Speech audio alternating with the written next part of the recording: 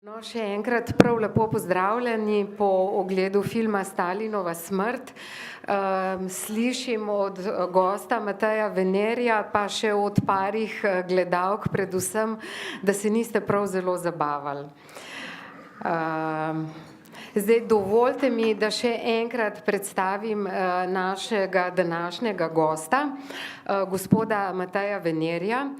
Matej Vener je glasbenik, violinist, nekaj časa je bil tudi vodja našega simfoničnega orkestra, zadnjih nekako 10 let pa dela na programu Ars in zadnjih 10-15 let Matej Vener tudi prevaja, ne samo iz angleščine, nemščine, italijanščine, ruščine, pa najbrž iz kakšnega jezika. No, in že kot sem prejle omenila na začetku, med drugim je tudi prevedel nekako dve, bi skoraj da lahko rekli, temeljni deli o Sovjetski zvezi 20. stoletja Orlanda Fajgisa, Natašin ples in Šepetavci. In to je bil tudi prvi razlog, da sva se z Barbaro odločili, da povabiva Mateja Venerja za gosta po temle pogovoru. Zdaj, ker se pa že kar precej poznamo, moram pa še tudi to povedati, da je Matej že kar nekaj časa. Aha, zdaj je kar glasu zmanjkalo. Moj šef, moj zelo ljubi šef, ko bo pogovora konec, boste tudi slišali, zakaj. Zdaj pa, Matej, za začetek bi te kar prosila mogoče za en tak prvi vtis po filmu, kaj je tak prva refleksija nekako. Pozdravljeni. Ja, prva refleksija je, da je v tem filmu pač zgoščeno dogajanje, ki je trajalo verjetno 3/4 leta, tam v Moskvi, v Sovjetski zvezi po Stalinovi smrti, in je zgoščeno na način burleske. Film je pač zastavljen kot burleska, ritem je tak prisiljeno hiter in pač situacije si sledijo ena za drugo, izsiljene situacije bolj ali manj, ne, in potem so noter komični elementi, ki jih verjetno v tisti mračni zgodovini ni bilo, ne, ali pa so šli mimo neopaženi, in seveda je tukaj bleščeča igra in tudi zelo, zelo premišljeno sestavljena glasba. Mogoče, kot sem že omenila, ne, zelo dobro poznaš zgodovino Sovjetske zveze, mogoče čisto za začetek, kakšen trenutek je bil v Sovjetski zvezi leta 1953, torej film se začne marca 1953, na dan, ko Stalin pač doživi to kapi, po kateri umre. Torej, to je bil čas ponovne stalinistične reakcije po drugi svetovni vojni, ker med drugo svetovno vojno, med vojno, ki je bila tako strahotna katastrofa, je moral tisti režim popustiti nekako ljudem, da so nekako spontano se borili proti Nemcem, potem dopustiti tudi izražanje verskih čustev, dopustiti izražanje nacionalnih čustev, tisto preganjanje, tisto strahotno preganjanje iz tistih let 37-38 je nekako popustilo. In po vojni pa je Stalin polagoma spet zategnil te verige in so potem najprej so verjetno začeli preganjati kulturnike, sicer tista kampanja Ždanova potem, ne. Potem pa se je to preganjanje spet razširilo na celotno družbo. To so bili res zelo mračni časi v Sovjetski zvezi. Zdaj, če se spomnimo zdravniške afere, potem preganjanje Judov, ki se je v tistih letih razmahnilo spet, ne. In družba je bila pa otrpla, celotna družba, po vojni so bile tudi spet spontane lakote v Sovjetski zvezi, so ljudje umirali od lakote. ko so oplenili celo to vzhodno Evropo, tisto nekako ni zadostovalo, ne? In spet so se razširili montirani procesi. Ta vzorc montiranega procesa so takrat razširili po celotni vzhodni Evropi, če se spomnimo v Pragi, v Budimpešti, tudi pri nas je bilo nekaj podobnega takrat. Ne? In to so bili res časi, ko je sistem se ustavil, je okostenel in so vsi samo čakali, da bo more konc. Ne? In nihče ni vedel, kdo pride naslednji na vrsto tudi. Najhujša je bila pa situacija takrat tudi s preganjanjem Judov, ker je bil že načrt, da bi vse preselili nekam v eno pustinjo v centralni Aziji, posebno avtonomno republiko so jim rezervirali. Ne? In tako da je prišla pravzaprav Stalinova smrt nekako kot ena odrešitev takrat. Nihče ni vedel, kdo je, dejansko tako kot je v filmu, tukaj nihče ni vedel, kdo je naslednji na vrsti. Ne? In Berija, ta sistem tajne policija je imela vse v rokah takrat. Ne? In torej tukaj zdaj na glasbenem primeru je zanimivo to, ne? Kako je ta glasba je napravljena po vzoru Šostakovičevih simfonij.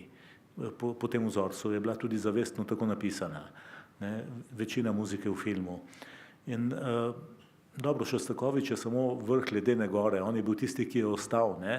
Ampak med glasbeniki, med skladatelji so pa je takrat Tihon Hrenikov pravzaprav počistil s kompletno glasbeno avantgardo v Sovjetski zvezi. Vsi so morali pisati na način, kot je bil predpisan. Nihče ni smel, no se o tem bo še potem govorila, ampak torej sistem očitno ni mogel več preživeti prebivalstva. No, vse se je ustavilo, vse je bilo dirigirano. Ne? Bila je sicer vrhunska znanost, so takrat naredili atomsko bombo, ne? Ampak vrhunska težka industrija, metalurgija, elektrifikacija, vse te reči, ampak industrijska proizvodnja za ljudi, ljudje so pa zelo, zelo težko živeli. Ne? In so bili tudi strogo nadzorovani in tudi na en način se to je tudi iz filma razvidno, močno indoktrinirani. Ne, ljudstvo je bilo in zelo pomembni sloji prebivalstva so bili pravzaprav brezpravni, recimo kmetje.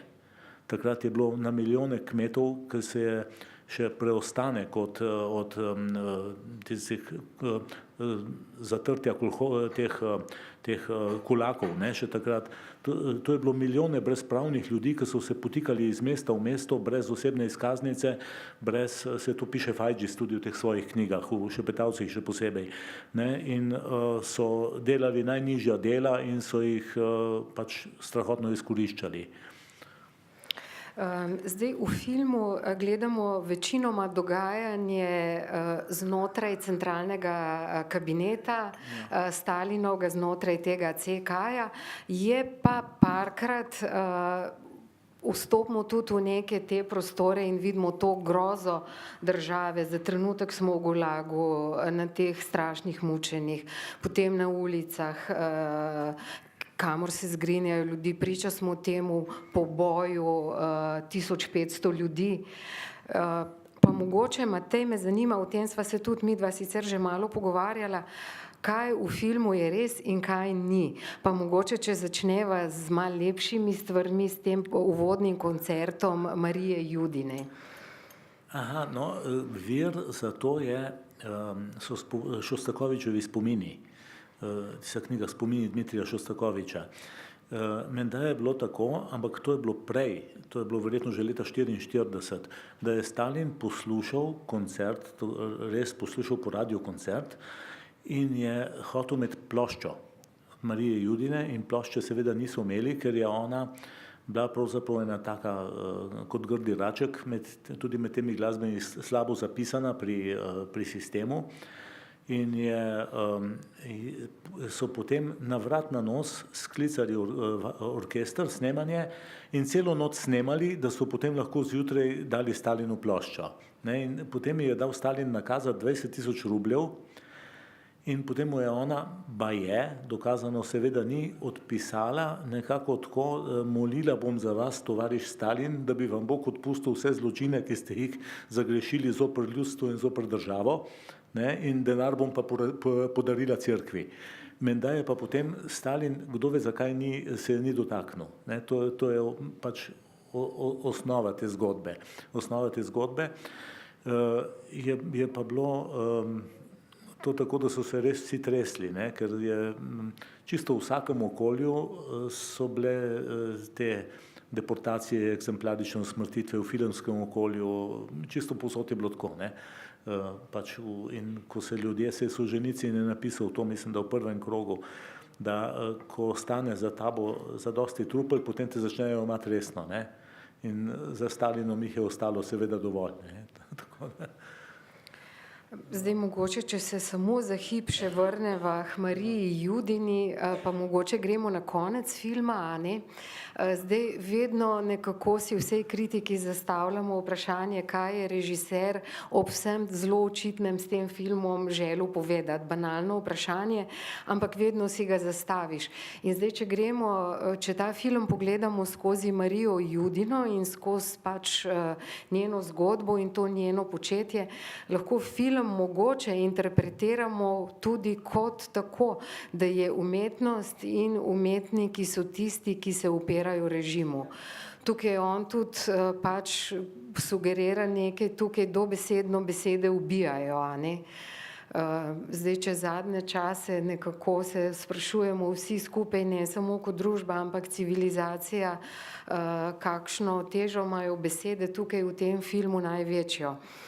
Matej, bi te prosila, mogoče, če malo nadaljuješ z opisom teh članov kabineta, ne, ker je strašno zanimivo. Oni so, kot si pač, se mi zdi meni rekel, tudi sicer ljudje, ki imajo roke potopljene do ramen v krvi. Dokler je Stalin živ, jih gledamo v eni luči, v tistem hipu, ko on zboli, v drugačni, potem se pa skoraj prelevijo v nekakšne otroke, ki se tepejo za oblast. Torej, to je tako, ne, če se še navežem na to, kaj je res v tem filmu, ne. Verjetno so vsi ti drobci nekako na osnovi govoric, na osnovi zapiskov, na osnovi tistega ustne zgodovine, ki je preživela vendarle, ne, in je Oprosti, Matej, samo tole informacijo dodam. Saj to ste najbrž opazili, ne? Film je nastal po grafičnem romanu dveh francoskih avtorjev, tako mestoma se mu to mogoče tudi vidi, scenaristi so bili pa potem čist drugi, ampak izhajali so iz tega francoskega grafičnega romana. Izvoli, Matej.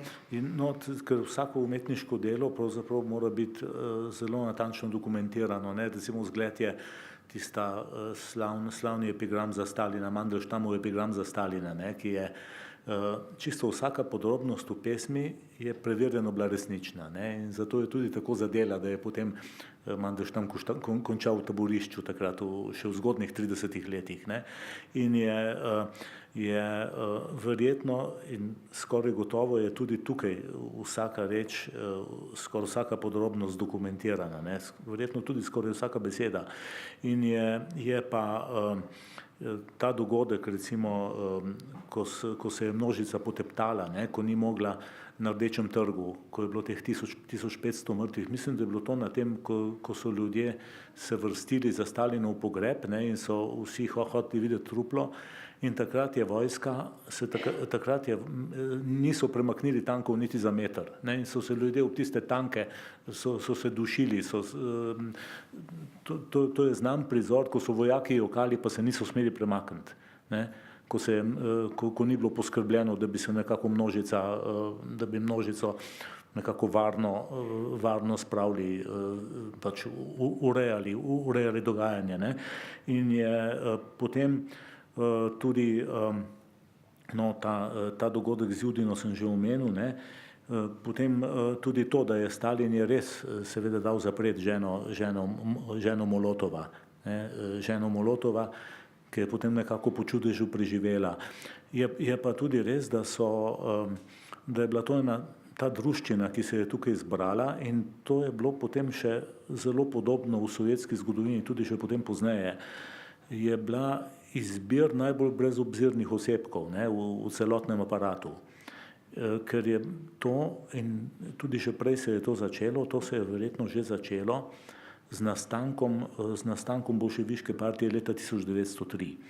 Ker vsaka stvar v zgodovini seveda ima kontinuiteto, da se tak proces zgosti, to kar nekaj časa traja. Ne? In ko je leta 1903 Lenin sprl centralni komite te socialdemokratske stranke v Cirihu na kongresu, ne, in za nekaj časa prevzel vodstvo stranke, in ki se je potem razdelila na bolševike in na menševike, sta ti dve stranki, ki sta nastali, bili čisto drugačne sorte organizma. Medtem ko je bila ta manjševiška stranka, socialdemokratska stranka Martova, je bila demokratična stranka, kjer je bil en človek, en glas, je bila bolševiška partija narejena po načelu avantgarda in ljudstvo. Da ljudje izmed sebe pač izberejo oziroma pride na površje avantgarda poklicnih revolucionarjev, ki so tudi edini zadolženi za to, da razlagajo nauk, da razlagajo marksizem, potem marksizem-leninizem, ne, in da opravljajo to agitacijsko dejavnost in pojasnevalno dejavnost med ljudmi, da prosvetljujejo ljudstvo, avantgarda. Ker je pa ta stranka pač bila tako narejena, da je bilo pač ta peščica avantgarde poklicnih revolucionarjev je živela od članarine in tudi še od drugih virov. Ti drugi viri so bili pa pravzaprav v tistem času ilegalni, je bilo pa uničevanje sistema, recimo Stalin je ropal vlake za partijo. Tako je začel kariero v Gruziji, pa tbilisijski poštni rop je bil tudi njegovo delo. Potem so izseljevali tovarnarje, to se lahko bere v romanu Andreja Belega, Peterburg, jaz mislim, je prav ta situacija, to ozračje, to kakšno ozračje je bilo. Ne? Potem ljudje so rajši, bogati ljudje, odrinili pač en denar, na nekakšen mafijski način je to potekalo tudi takrat, v veliki meri. In je že pred revolucijo so se ti zmožni kadri, sposobni kadri, ne, Stalin se je zdel sposoben Leninu, zato ga je pač gledal v centralnem komiteju. Ne, in so se zbirali taki ljudje in potem z revolucijo se je pa to pravzaprav brezobzirnost za usodo posameznika, da življenje ni imelo nobene cene, se je pa to načelo nekako razširilo, samo da je veljalo takrat za razredne nasprotnike, za nasprotnike revolucije, za kontrarevolucijo. Stalin je bil pa prvi v tem primeru, ki pa ni tudi, se mu pa ni zdelo škoda, je pa moril tudi svoje ljudi. To je bila pa tista sprememba v sistemu. Ne? In takoj, ko je prišel na oblast, je to na veliko uporabo, ker prej se ta tovarišija nekako ni med sabo pobijala. Ne? Vsaj, če je mogla, ne. Je pa ta sistem tajne policije je pa vpeljal že Lenin in to takoj po oktobrski revoluciji. Takoj po prevzemu oblasti. Ne? In na ta način se je tudi vzpostavilo ta oska vrhuška partije, bi rekli, ta oska skupina avantgarde delavskega razreda, ne? Ki je potem v centralnem komiteju so pa potem prosperirali tisti, ki so imeli največ talenta za to konspirativno zatiranje ljudi. Ne? Tako je pač nažalost potem z leti so najbolj brezobzirni ljudje ostali na najožjem vrhu oblasti, ki pa so bili hkrati tudi na nek način so morali biti zelo sistematični, marljivi, bistri in zelo sposobni za določene operativne stvari, ker se takrat seveda si moral funkcionirati. Ne? Moralo je, tisti cilji so morali biti doseženi za kakršnokoli ceno. Recimo ta Lazar Kaganović je peljal to prisilno industrializacijo Sovjetske zveze že v 30 letih. Ne? In je bil posredno kriv za lakoto v Ukrajini, kjer je umrlo 6 milijonov ljudi. Matej Ransom, malo te bom nazaj k filmu pripeljala, čeprav je vse to povezano s filmom. Zelo zanimiv lik, vsej meni pa tako zelo izstopajoč, se mi zdi lik Nikite Hruščova, ki ga igra odličen Steve Buscemi. Po moje se boste strinjali z mano, zdi se mi tudi, da je imel režiser neke simpatije, za katere težko rečem, ali so izvirajo že iz scenarija, ali so se razvile na samem snemanju. Zdaj, če poslušaš Mateja, ki dobro pozna ozadje in delovanje Nikite Hruščova, ti je pol kar malo tesno, ne? Ker kot gledalec imaš ob tem liku nekako neko določeno simpatijo, čutiš do njega in Nikita Hruščov je bil tudi tisti, ki je potem po krajšem obdobju pač prevzel oblast v Sovjetski zvezi. No, ampak ob tem, ko hočem te vprašati malo več o Nikiti Hruščovu, hkrati bi pa še malo to vprašanje jezika odprla, potem bom pa tudi besedo vam predala. Se mi zdi tako na začetku, kar malo težko sprejmeš zdaj Kremelj in govorimo angleščino, amerikanščino, ampak jaz malo vedno pač si preberem intervjujev z režiserji, preden sem pridem, no, in ta naš britanski režiser Armando Iannucci je to zelo dobro preštudiral. On prav tako, ne, da ta Stalinov kabinet je bil iz vseh vetrov.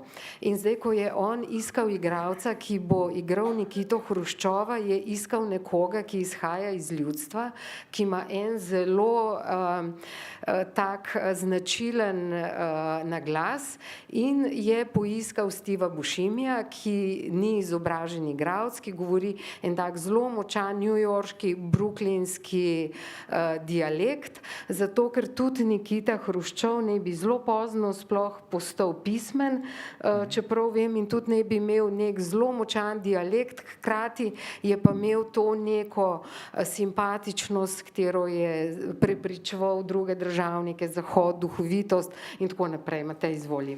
Ja, Hruščov je seveda ni zgodovinsko zelo simpatičen lik, to je treba povedati, ne. Je kot sem rekel, oni so vsi imeli krvave roke do čez komolce, ne. Recimo Mikojan je izvajal čistke v Zakaukaziju za Stalina, ne. To so zelo krvavi ljudje so bili.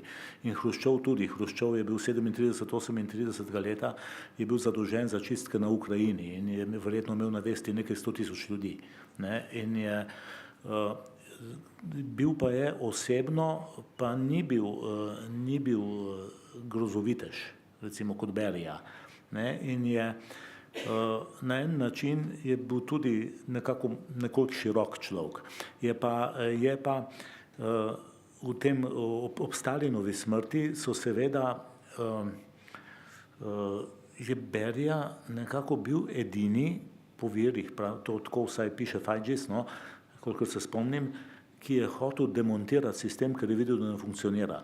In je hotel hitro sprazniti taborišča, ker takrat je bilo, mislim, da okrog 16 milijonov ljudi v taboriščih, ko je Stalin umrl. In je, ker so bili še vse tiste ljudje iz Baltskih republik, ker je bilo, ko so ponovno zasedli Litvo, Latvijo in Estonijo, so seveda naredili strahotno čistko med populacijo in je bilo ogromno ljudi v taboriščih že od tam, milijoni. Potem ljudje, ki so vojni ujetniki, ruski vojni ujetniki, tiste, ki so vrnjeni, so takoj spravili v Sibirijo potem takrat, ne. Potem še sprotni milijoni, ne. In je Berija je hotel, menda pravijo, vse to izprazniti. In je hotel tudi izprazniti vzhodno Evropo, ker je videl, da je nemogoče, da pač ni mogoče na dostojen način tega obvladovati. In je hotel, tako kot je tukaj v filmu, verjetno sam nastopiti kot osvoboditelj. Kot osvoboditelj. Vsi ti ljudje pa so imeli nad sabo marsikaj, ne, marsikaj in si ne bi mogli privoščiti, so dejansko bili ogroženi, Hruščov pa zelo, in si ne bi mogli privoščiti hitre demontaže sistema.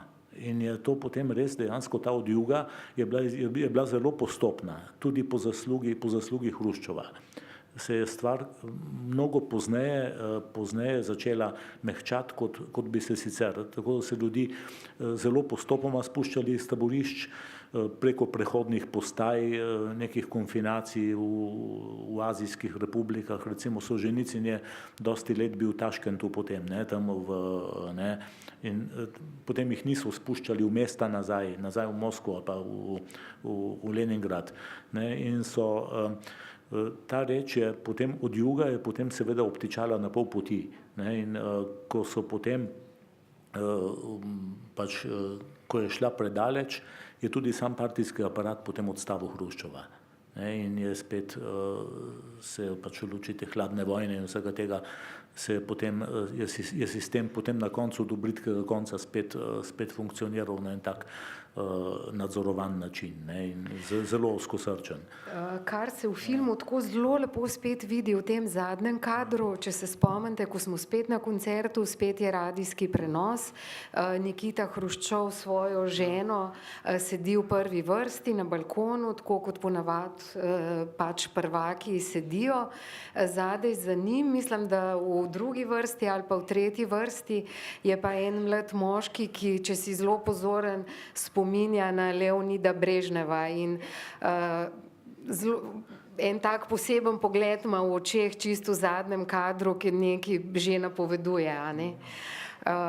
Zdaj pa bi vas prosila še za kakšno mnenje, kakšno opažanje, kakšno vprašanje tako o filmu. Izvolite.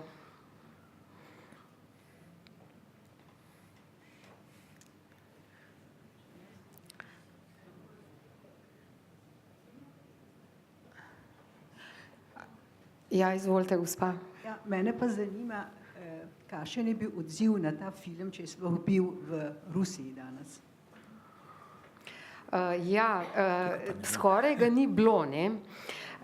Bilo je nekaj projekcij v Moskvi, ampak res par, v smislu 2, 3 in potem so takoj prišli policija, mislim, da je en večer so začeli ta film prikazovati, ne bi ga en teden, vse projekcije so bile razprodane, ampak še pred začetkom predvajanja, ampak že naslednji dan je na popoldansko projekcijo prišlo 5 uniformiranih policistov in cela množica policistov v civilu in to je bilo konec predvajanja.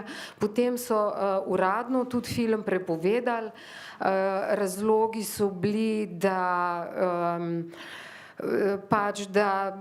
so v filmu neke podrobnosti, ki ne držijo in tako na ta nek način, kot cenzorske komisije delujejo. Taka je bila obrazložitev, tako da tega filma v Rusiji, razen tistih parih srečnežev ali pa kdo, ki si ga je v tujini ogledal, ni bilo, kar najbrž Matej ni presenetljivo, a ne? Ne, ni presenetljivo, ker tudi recimo Fajgisove knjige v Rusiji nikakor ne morejo biti prevedene in objavljene v ruščino, ne. Niti Natašin ples, niti Šepetavci, niti Zgodovina revolucije, nobena od teh 3 knjig nima ruske izdaje. Zdaj verjetno je na en način to zdajšnji oblasti nevarno v Rusiji, po drugi strani je pa tudi toliko, namreč zgodovina dostikrat je sramotna, ne. Nemška zgodovina je sramotna, ruska včasih tudi, ne, saj tudi angleška je bila, zgodovina velesil je nasplošno sramotna, dokler jo ne. In torej težko je tudi prebaviti kakšna dejstva, ne, samo podoba, škodi samo podobi verjetno tak film, ne, ker je pravzaprav hitro si lahko interpretiraš, da se dela norca iz tvojega naroda, ne, film. Dela se pa pravzaprav norca samo iz te podlosti, pravzaprav človeške podlosti, ne, ki je nažalost eden od bistvenih dejavnikov zgodovine.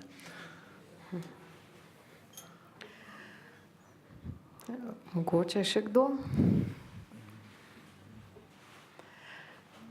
No, pa če še boste, pa jaz še par vprašanj. Zdaj ta film mogoče ni najbolj svež, a ne, letnica, zdaj kar se tiče prikazovanja, je 2017, mislim, da je bil premierno prikazan konec leta 2017 na festivalu v Torontu, v redno distribucijo je šel takoj naslednje leto. Zdaj smo že leta 19, a ne, tako da to je vsekakor predtrumpovski film. In ko je pač Armando Iannucci, ki je v angleškem, v anglo-ameriškem govornem svetu kar znan režiser, posnel je nekaj filmskih serij in predtem še en celovečerni film, vedno se pa v svojih delih, jaz jih žal ne poznam, nisem videla teh serij ali pa tega njegovega prvenca, se pa vedno ukvarja z oblastjo, predvsem s to neko absolutistično oblastjo.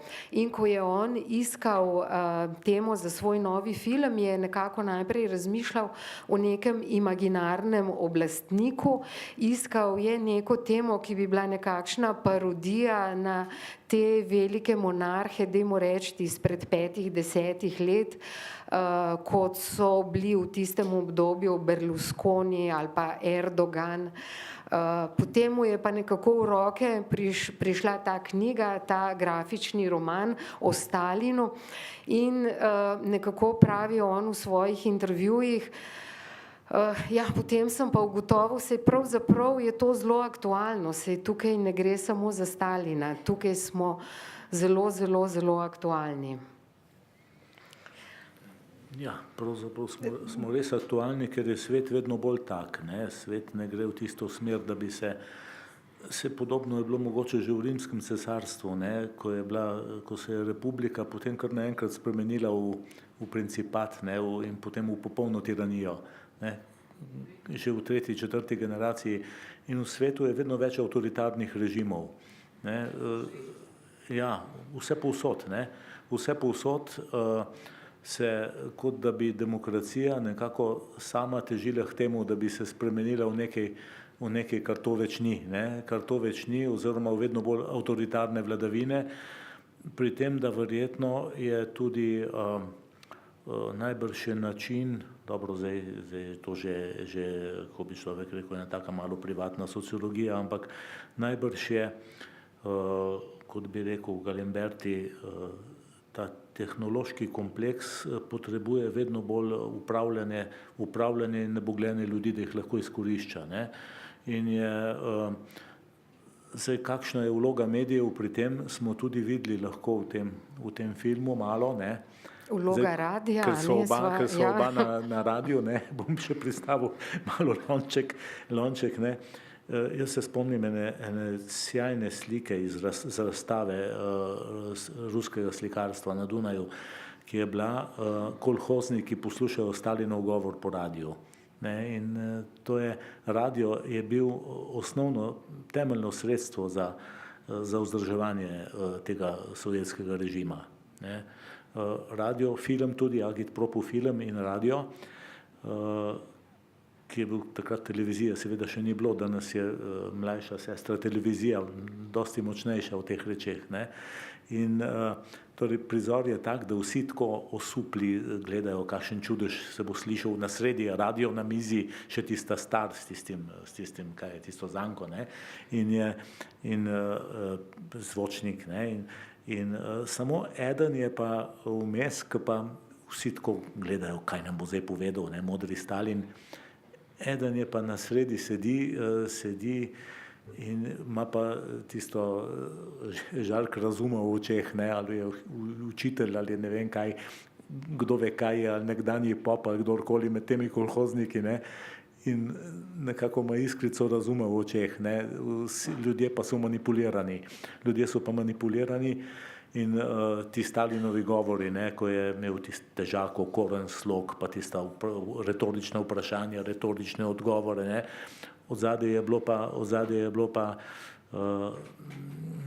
res masovno zatiranje, ne. Čeprav to zatiranje ni bilo tako zelo očitno, ne, ker je Stalin pazil, da je vedno naščuval kompletno populacijo na en delček populacije. In vedno je vse naščuval samo na ene in oni so mislili, vse ne gre za nas, gre za soseda. Ne? Gre za sosed bo, najprej so kulaki, potem so kontrarevolucionarji, potem so bili zdravniki, potem so bili judje, ne? Vedno je bila tista manjšina. Ne? In zato je lahko to tudi toliko časa trajalo. Ne? Dokler pa ni bil potem, ko je bil pa sistem enkrat upeljan, je pa začel žreti samega sebe tudi. Ne? Ker je samo leta 37-38 so dali uradno ustreliti 850 000 ljudi. Ne? In to je treba tudi paziti, ti državni zločini, vse to je tako mračno govorenje, ampak je res važno pri tem. So bili vedno, to so zločini po kartoteki, v glavnem, nikogar niso naslepo. To so bile tam na NKVD-ju, so bile kartoteke, vsak je imel svojo kartoteko in po tistem so potekale. Se to je vse bilo organizirano, tiste črne Marije, ne, ko jih kaže, ko so drvele po Moskvi, ne, so točno vedele, kam grejo in po koga. Ne. To so bili dejansko seznami in Stalinovim podpisom, ne, na 100 tisoče teh imen. Ne. Tako da vse te reči in tudi pri vseh teh sistemih, ki so se potem zgledovali po sovjetskem, oziroma so bili v tej šoli napravljeni, ne, s temi inštrukcijami, je povsod tista shema. To so zločini po kartoteki. In stvari so šle po telefonu. Ne, po telefonu, agitprop pa po radiju. Tako da to je imelo recimo carsko zatiranje je bilo po Brzojavu. Ne, oni so rekli Napoleon z Brzojavom, ne, so rekli za Nikolaja I. In takrat je bil že Brzojav. Ne. Po tistem, tukaj pa je najnovejše komunikacijsko sredstvo je seveda in tudi najnovejše sredstvo, recimo radio, množičnega medija, je služilo seveda za vzdrževanje sistema. Ne. Zdaj, te vzporednice danes, kakšne so, ne, seveda imamo pa internet, ne, imamo družabna omrežja, imamo televizijo, imamo tudi še vedno radio, ki na en način, veste, množični mediji, zdaj bom naredil en izlet stran od filma, ampak množični mediji lahko deluje v dve smeri, ne, lahko deluje v smer, da ljudi osvešča in jih prebuja, lahko pa deluje na ta način, da jih dela vedno bolj neumne in to zelo uspešno, še najbolj uspešno pravzaprav, ne, bolj uspešno kot ono drugo, ne. In jaz mislim, da imamo, Ingrid, bom malo nesramen, tudi na nacionalki tako, ne. Ja, jaz bom na tej točki spet vas povabila, da mogoče, če je še kakšna taka stvar, ki bi jo izpostavili iz filma. Mogoče še kdo kakšno stvar tako zanimivo opazil. Meni recimo se mi je zdelo zelo zanimivo in v filmu zelo dobro prikazano te reakcije na Stalinovo smrt. Pa ne zdaj samo reakcije znotraj centralnega komiteja, ampak reakcije navadnih ljudi, reakcije celo v zaporih. Pač kako družba v različnih porah reagira na smrt diktatorja. Tako se mi zdi, da je bil tlele režiser izjemno natančen in čeprav samo parkrat v bistvu sploh gre na ulico med ljudi, a ne, da to zelo, zelo dobro to tesnobo in ali pa tudi te reakcije, no, tako zelo krasno, fino pokaže. Ja, tukaj je mogoče pojasnjujoča še ena slavna knjiga za ta film in to je Orwellov 1984. Ne, zelo pojasnjujoča stvar, ker ljudje so do take mere indoktrinirani, da res jokajo potem, ko diktator umre. Ne, vse to smo, so zgubljeni, ne, zdaj kdo bo zdaj pa za nas mislil, ne? Kdo bo gledal na nas, ne? Kdo bo, ne? Zdaj po eni strani je to lahko strah, da ne pride še hujši, ne, da je, ko je tista slavna pesem Ervina Frica, kako je že tam za Turškim gričem, ko pravi kakšna sreča, da ni Jakub Bek pripeljal na Kranjsko še težjih topov, ne. Zdaj, Bog ve, kdo pa bo, a bo Berija, ki je še hujši grozovitež, ne, ki je najslabši od najslabšega, ne. Bog vedi, a bo še hujše, ne, a bo lahko, zdaj smo še nekako dihali, kaj bo potem, ne. In to je tudi pri izbiri glasbe, ne, je zelo zanimivo, ne, ker ko se valijo ti ljudje, ne, na Stalinov grob in na pogreb, ne, je patetična simfonija Čajkovskega, tisti zadnji stavek, tista slavna melodija, ki je verjetno največji možni brezup v celi svetovni glasbi, ne, ko to je takrat Čajkovski napisal, ko je že premišljal na samomor, ne, ker je imel neko afero nad glavo takrat, mislim, da eno homoseksualno afero so mu grozili, ne, in pravijo, da Čajkovski je takrat obupal in potem naredil samomor, ne, in to je tisti najbolj črn brezup v svetovni glasbi, res, in to je takrat tisti iskren brezup ljudi. Ko umre očetovska figura, ne, ko odide nekdo, ki pač so ga vzpostavili kot zavetnika celotne družbe.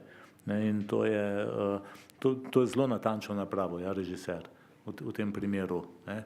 Saj zato, to je tudi tako, ne, ko si rekla, da je umetnost, besedna umetnost, tudi glasba, ne, je glasnica teh reči. Ne, in o glasbi, če bomo potem govorili, je bilo v Sovjetski zvezi, se je dogajalo marsikaj, no, v tem smislu, tudi okrog Šostakoviča in še nekaterih drugih. Mogoče, Matej, ja, izvolite. Meni sta se pa dve vprašanje oziroma tako inspiracije. Ena stvar je roman Prilepinov samostan. Verjetno ste ga brali, ne vem zakaj, ampak sem malo povezovala s tem, ker je ravno tako, sicer na mali celici, ampak vidiš, kako ruska družba deluje.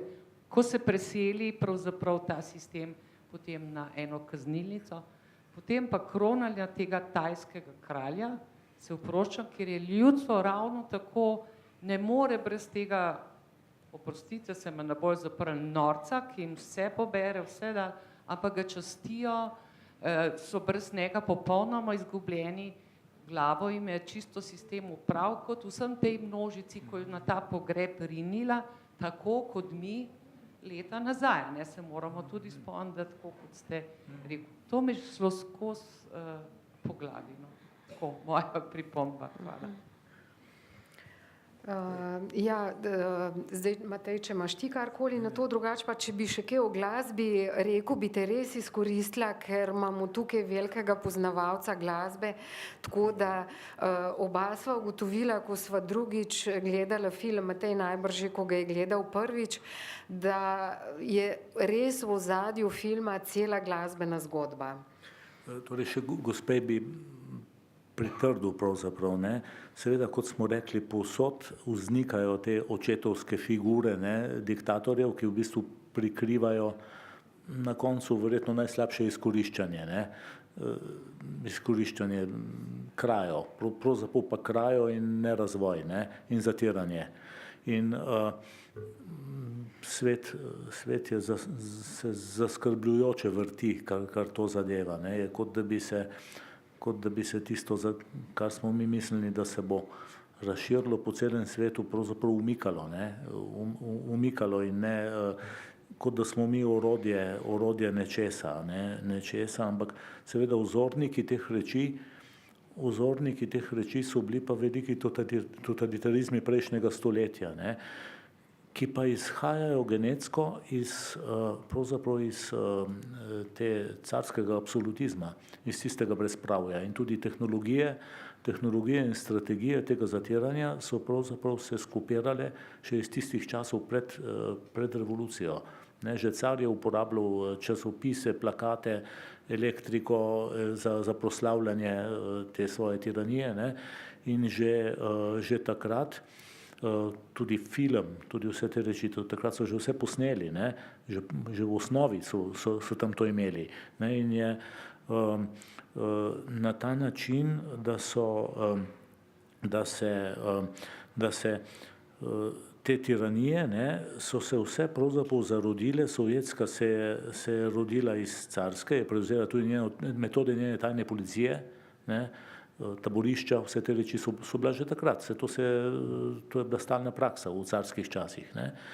Potem čaščenje voditelja, recimo božje čaščenje voditelja, to še v Koreji je še vedno, ne, v Koreji je še vedno neki, ja seveda, in mi smo pa tudi častili svojega na ta način.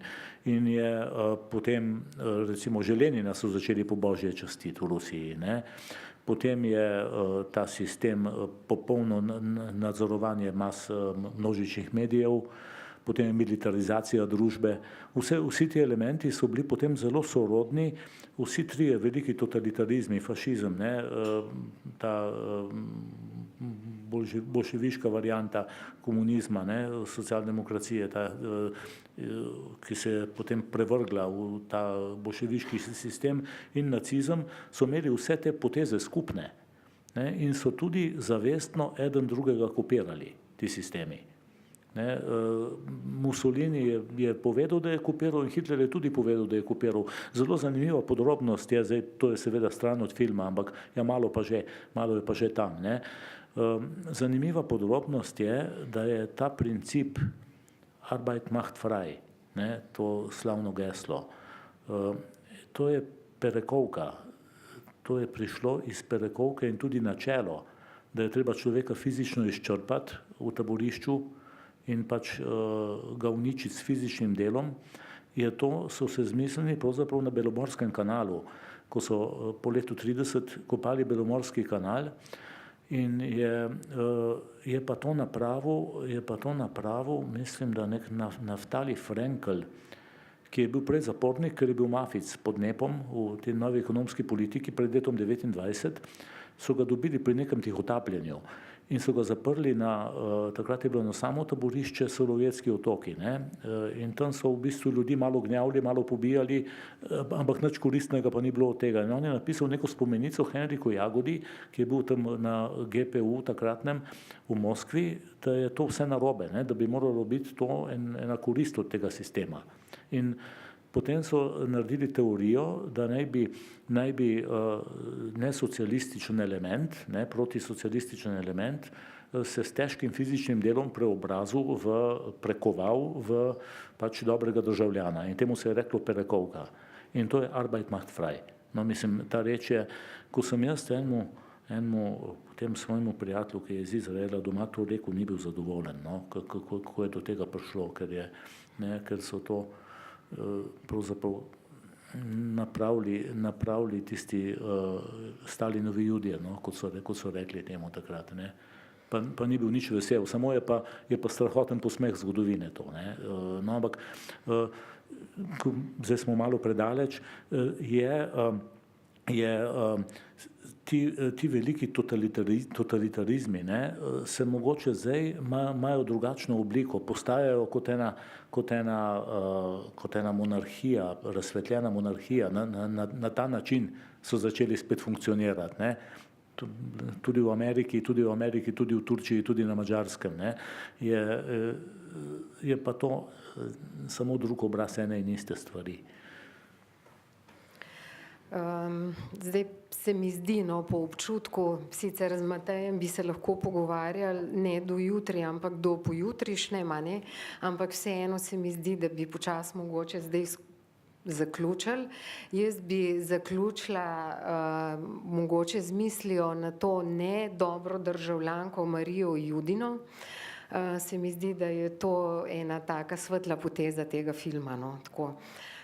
Vsem vam se lepo zahvaljujem, posebej Mateju Venerju za pač ta eruditski pogovor in vas lepo vabim na še zadnji film našega abonmaja, prav tamle je plakat o ljudeh in vaseh.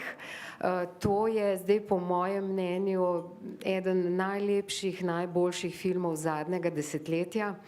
Medtem je žal režiserka v 90. letu umrla, pred približno 2 mesecema, se to ste najbrž takrat ujeli.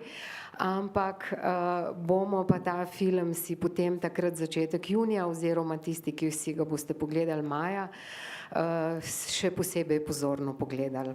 Tako da lep maj vam želim, pa upam, da se vidimo z začetku junija. Lepo, hvala.